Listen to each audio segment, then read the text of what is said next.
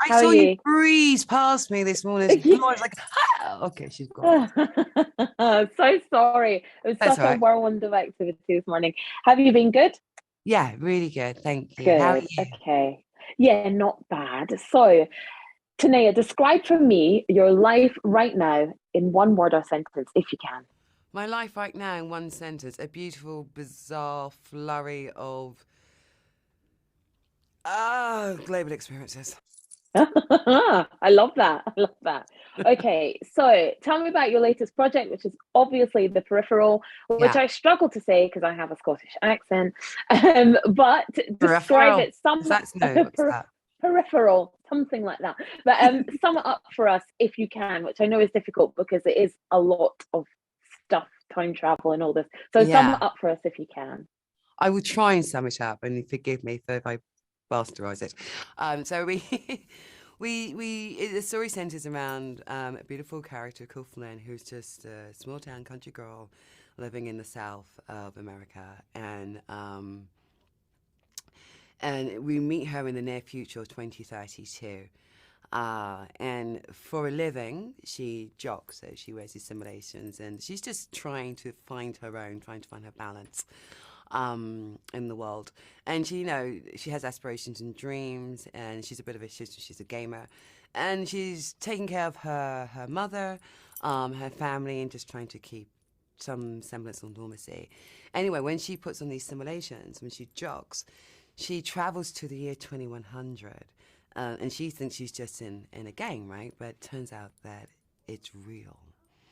Um, and in between then, 2032, and when we get to 2100, something has happened to the world as we know it. Society, the world is sort of fragmented and fallen apart, let's say. Um, and so when she goes to 2021, she, without giving too much away, she perhaps treads on some toes. My characters in particular, and then it becomes a beautiful game of cat and mouse. There we That was are. a great description. I don't know if I would have been able to describe it like that.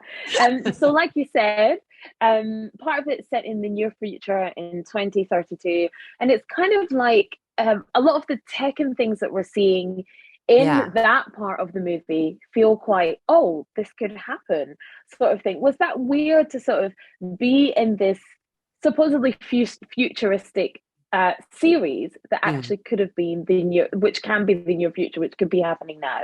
What was that like? I mean, no, I'm a troglodyte. I just found out that there's these AI things that you can describe something to, and it will draw it. That technology exists today. I'm like, what? I want that. So I'm a troglodyte. So I don't know. I know about VRs. I tried my very first VR on the first time this year, and did this sort of boxing thing. That was really fun and freaky. I know. I think what's great about the fact that the technology that is in 2032, that it is happening now, and so it's completely relatable. When William Gibson, of course, wrote this technology didn't exist, and so he's almost like prophesizing in some ways the future as we know it. Hopefully not all of it, but yeah. If you've read The Peripheral, you'll know why. Um, Yeah.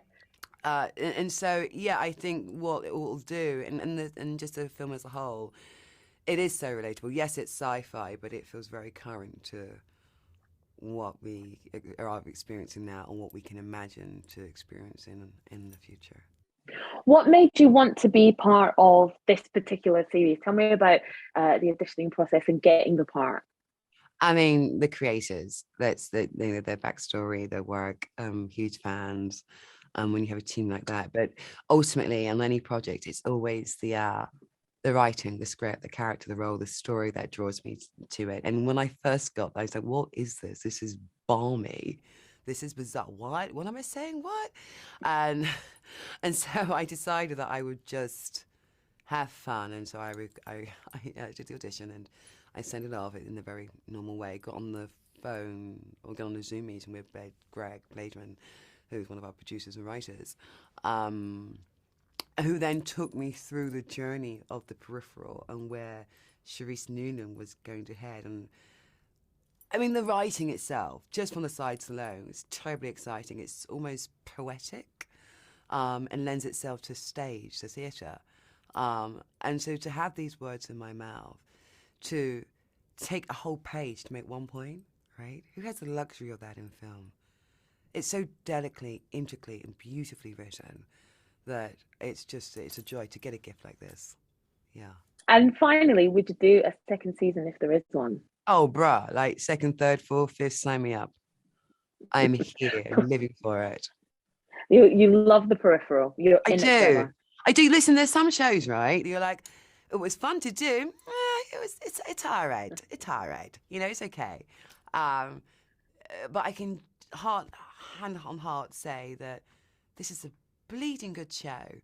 There's amazing talent. The sets are great. The costumes. Like, I want to live in 2100 just for the costumes alone. They are so good. And the costumes themselves tell a story. It's so finely woven. They've done a spectacular job. Brilliant. Tanea, thank you so very much for your time.